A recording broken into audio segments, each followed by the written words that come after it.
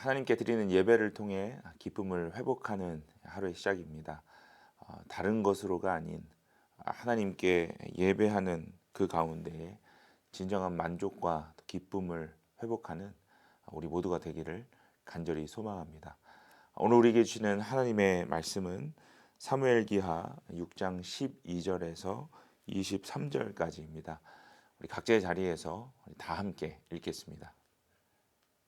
누군가가 오베데돔의 집에 하나님의 궤를 보관하였기 때문에 주님께서 오베데돔의 집과 그에게 딸린 모든 것에 복을 내려주셨다는 소식을 다윗 왕에게 전하였다. 그리하여 다윗은 기쁜 마음으로 가서 하나님의 궤를 오베데돔의 집에서 다윗성으로 가지고 올라왔다. 궤를 옮길 때에 그는 큰 축제를 벌였다. 다윗은 주님의 궤를 맨 사람들이 6걸음을 옮겼을 때에 행렬을 멈추게 하고 소와 살찐 양을 제물로 잡아서 바쳤다. 그리고 다윗은 모시로 만든 에봇만을 거치고 주님 앞에서 온 힘을 다하여 힘차게 춤을 추었다. 다윗과 온 이스라엘 가문은 환호성을 올리고 나팔 소리가 우렁찬 가운데 주님의 궤를 옮겨왔다. 주님의 궤가 다윗성으로 들어올 때에 사울의 딸 미갈이 창밖을 내려보다가 다윗 왕이 주님 앞에서 뛰면서 춤추는 것을 보고 마음속으로 그를 업신여겼다.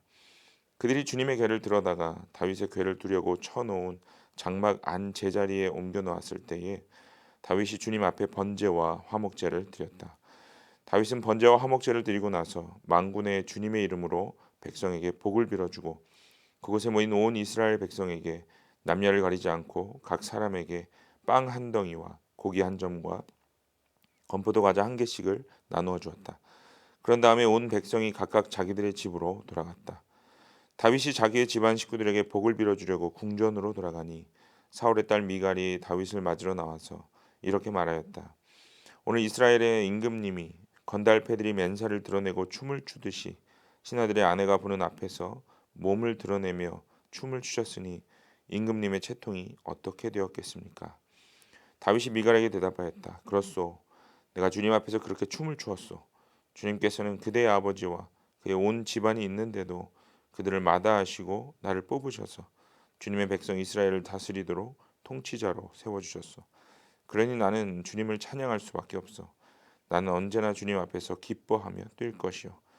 내가 스스로를 보아도 천한 사람처럼 보이지만 주님을 찬양하는 일 때문이라면 이보다 더 낮아지고 싶소.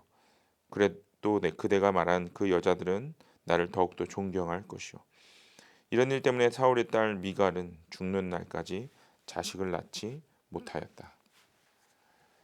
한국인으로 살아가면서 얻는 많은 유익들이 있겠지만 특별히 그리스도인으로서 얻는 가장 큰 유익은 이 한국의 영적 유산을 이어받고 또 이어갈 수 있다는 것이 아닐까 생각됩니다.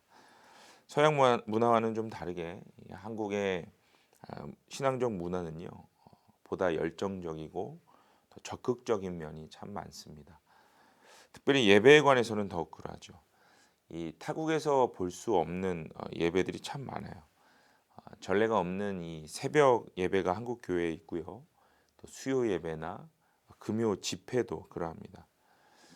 이렇게 한국 사람들은요.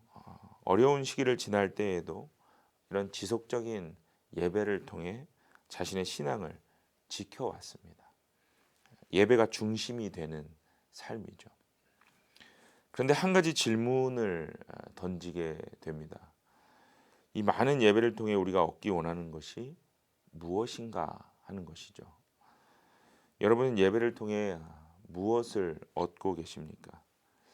특별히 이제 거의 막바지에 이르는 이 팬데믹이라는 특수한 상황을 지나면서 지금 저와 여러분의 예배는 어떠합니까?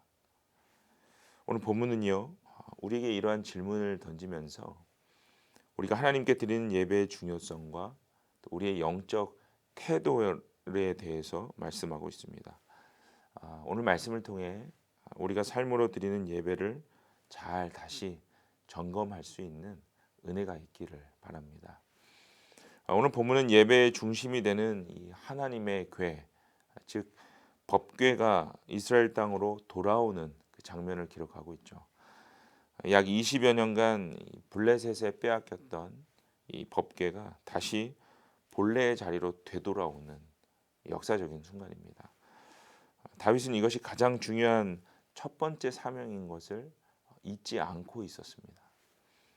그렇게 하나님의 법궤가 돌아오고 있습니다. 지금 우리의 형편대로 좀 바꾸어서 표현해 본다면 그동안 드리지 못했던 그 예배가 회복되는 순간이죠. 그런데 몇 가지 문제가 있었습니다. 그것은 예배를 회복하려는 목적이 어디에 있었는가에 대한 것이에요.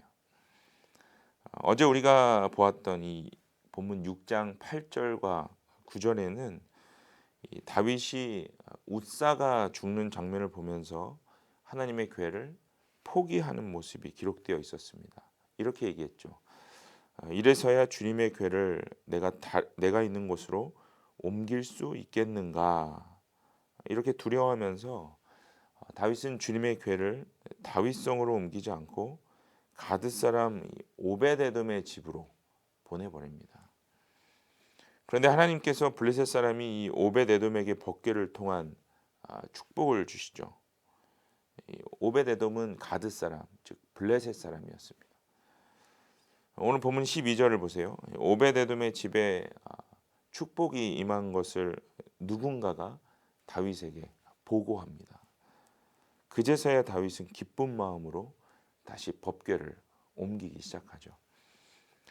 여러분 사실 이 다윗이 법궤를 옮길 때에 정직하고 바른 마음으로 하나님의 예배를 회복하기 원했다면 웃사가 죽었을 때 즉시 하나님께 회개했어야 합니다. 그리고 다시 하나님의 명령대로 법궤를 옮겼어야 했죠. 그런데 다윗은요, 그 과정을 너무 쉽게 포기해 버렸습니다. 여러분 지금 우리의 모습은 어떻습니까? 혹 필요에 따른 예배를 선택하여서 또 때로 교회로 향하고 있지는 않습니까?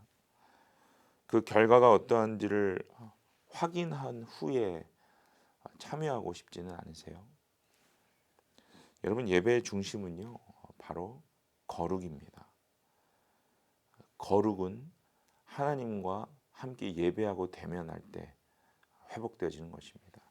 하나님의 거룩하심을 예배하고 사모할 때 우리 안에 무뎌지고 또 망가졌던 삶이 다시 거룩의 영역으로 회복되는 것이 바로 예배의 중심입니다.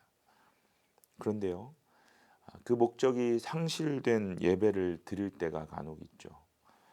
내가 원하는 목적을 얻기 위해 예배로 나올 때가 있습니다. 팬데믹이 길어지면서 아직까지 이 온라인으로 예배를 드릴 수밖에 없는 것이 현실입니다. 온라인의 편의성이 주는 장점도 참 많죠. 그러나 이 시점에 우리가 한 번 더 생각해 봐야 할 것들이 있습니다. 화면을 켜고 이제 익숙해져서 그저 구도자로서 마치는 그러한 예배라면 현재 우리의 예배를 돌아볼 필요가 있을 것입니다. 사랑하는 여러분, 거룩의 회복을 또 그 예배를 위해서 다시 하나님 앞에 정직하게 설 수 있기를 바랍니다. 그 거룩의 회복을 위해 하나님께 드릴 수 있는 것을 최선을 다해 드리시는 축복이 저와 여러분에게 있기를 바랍니다.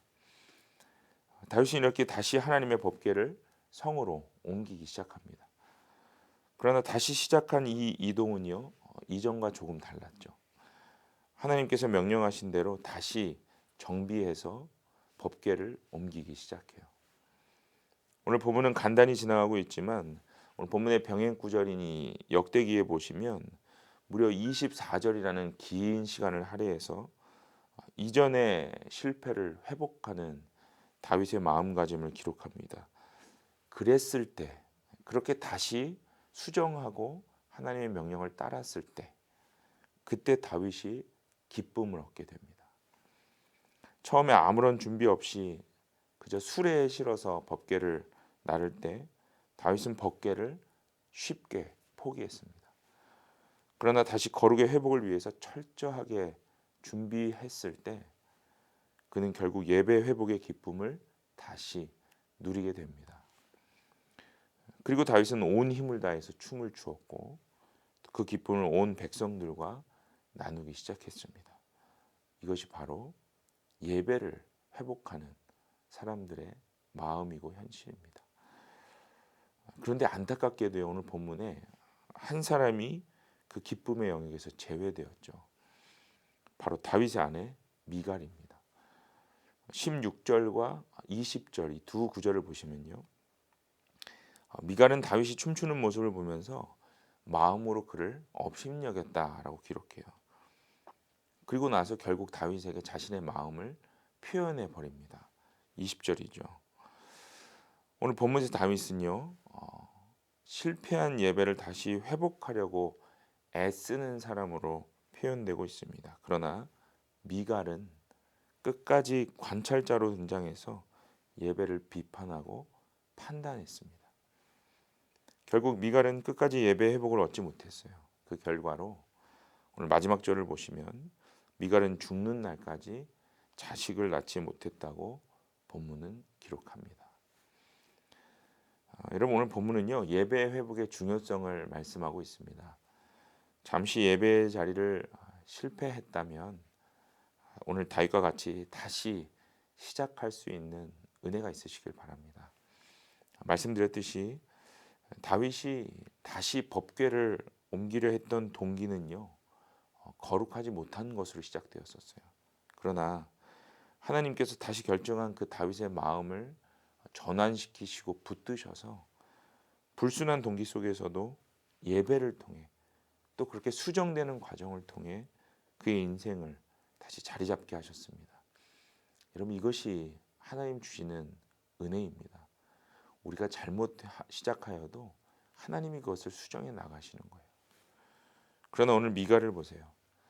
끝까지 관망하는 자리에 있을 때 그녀는 예배의 기쁨에서 제외되고 말았습니다. 사랑하는 여러분, 예배의 자리로 돌아오시기 바랍니다. 하나님 앞에서 부끄럽지 않는 신앙의 그 회복을 다시 시작하는 은혜를 얻으시기 바랍니다. 참된 예배자로 우리 주님 앞에서 하나님을 진실되게 찬양하고 예배하는 그 기쁨이 우리 모두에게 회복되어질 수 있기를 바랍니다. 그때 우리 인생에 얽혀져 있던 많은 이 실타래들이 주님의 시선으로 하나하나 풀려나가게 되는 은혜가 있을 것입니다. 오늘도 이 은혜를 회복하고 누리시는 우리 모두가 되기를 간절히 소망합니다. 함께 기도하겠습니다. 주님, 우리에게 예배라는 귀한 자리를 허락하셔서 하나님과 계속해서 교제할 수 있고 또 주님의 은혜를 확인할 수 있는 은혜 주시니 감사합니다.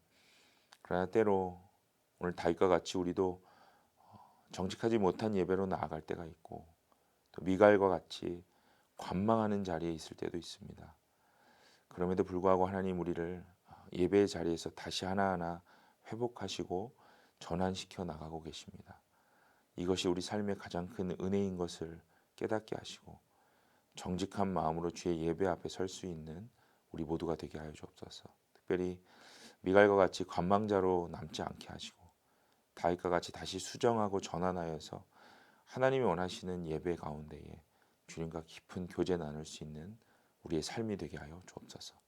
오늘도 이렇게 예배의 회복으로 우리를 다시 일으키실 주님을 기대합니다.